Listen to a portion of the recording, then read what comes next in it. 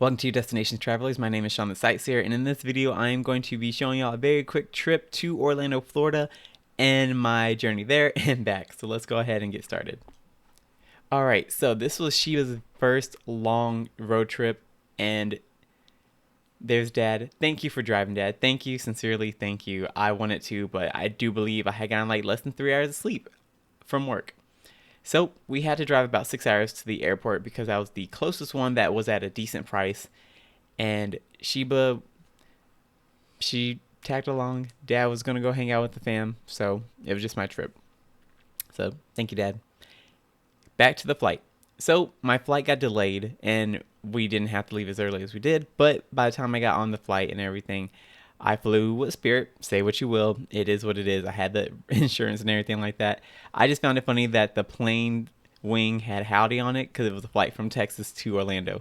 That was hilarious. But do you see how much water there is in Orlando, Florida? Okay, we were driving, me and my friend who drove from Ohio. They made it. We were going to meet up with some people. The entire reason why I went out to Orlando was first, the car show. Second, I have some business to take care of that I finger crossed it works out well because then that will be my new career. But it is what it is. We'll not put all of our chickens in one basket. But what it is a trip to Central Florida without traffic. There was so much traffic. We drove so much. Um, if you've never been, everyone drives like everywhere, anything, always, all at once. But ended up going out towards Tampa. Had a barbecue cookout with all my car family. I like to call them my family because they truly are a family. Josh, thank you. Devin, thank you. I sincerely cannot thank y'all enough. And Netsie, thank you. And I hope things get better. This was legit my last day here in Orlando, Florida for this trip.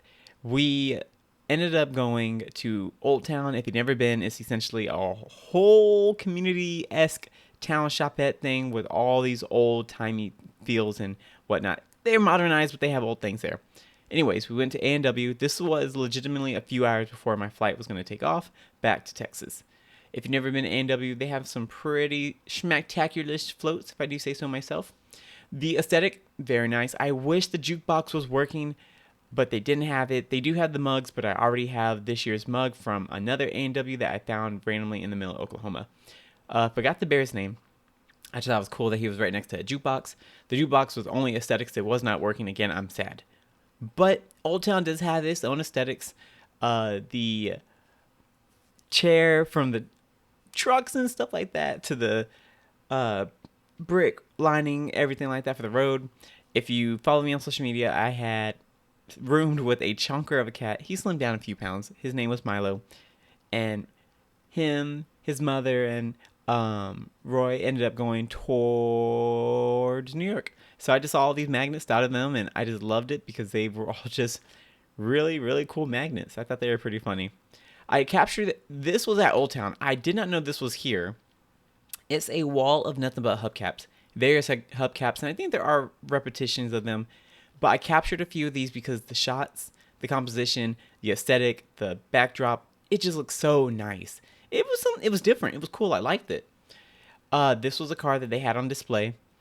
This all new. This was under construction when I lived over here. This was under construction when I was leaving, and they finally finished it. And I loved how it turned out. I loved the area. I loved the exposure. I loved the opportunity you can to take the photos. Now, I was expecting to have a lot more things going on for this video in particular, which is why I was capturing some B-roll because I wanted to use these parts to transition and stuff like that, but it just didn't work out. So instead, I captured it, put it in here. Netsie and her son went on this attraction. If you've never been on one of these, I forgot. I don't think this is called the Sidewinder. I don't remember exactly what it's called, but it takes you left, right. It reminds me of Primeval World from Disney's Orlando. Wow, Animal Kingdom. Sorry, y'all. Anyways, my flight back went there, and of course, I managed to snag brunch with my fiance, my beautiful love. It was nice. We, of course, had to feed the phones first. But on the way back, Dad and I stopped, and Sheba. On the way back, we stopped at Natty Flats, Texas, which has the world's largest cedar rocking chair. And they have a restaurant to boot. It was really good. We ended up getting brisket sandwiches and a Bluebell chocolate malt and vanilla shake. I had to remember exactly what it was. The aesthetic was really cool. It was very Texan. It is in the middle of nowhere. I kid you not. It legitimately is in the middle of nowhere. They have, of course, jams and shirts and chips, candies, hats, merchandise like that you would find in a little gift store. Because more or less it was a gift store mixed with a restaurant that has the attraction side aspect of it. A lot of candy. A lot of candy. But I believe by the time I flew in and we had all this stuff and we were just ready to go, because I did work like the next 3 days after that. So we were gunning to get home. We ended up getting home very late and then turn around and go from there. But we didn't pick up anything other than the food. And the malts and shakes. I do show the menu, I believe, in about 3 seconds. Sorry, it's been a while since I've seen this footage. Yeah, Bluebell ice cream malt float shakes. That's what they had. The menu here, I do end up doing reviews about all the stuff, but I thought it was pretty good. It was actually pretty well done. The store, yeah, see, Natty Flat. Sorry, Natty Flat, not Natty Flats. This is like the Texas thing. It's been worn because it's right there as soon as you walk in and out. There is the world's largest cedar chair. I walk in on the plaque, and this thing is 25 foot and 10.5 inches tall, 12 feet wide, and 5,672 pounds. My dad's about 5'8", so that thing is absolutely massive.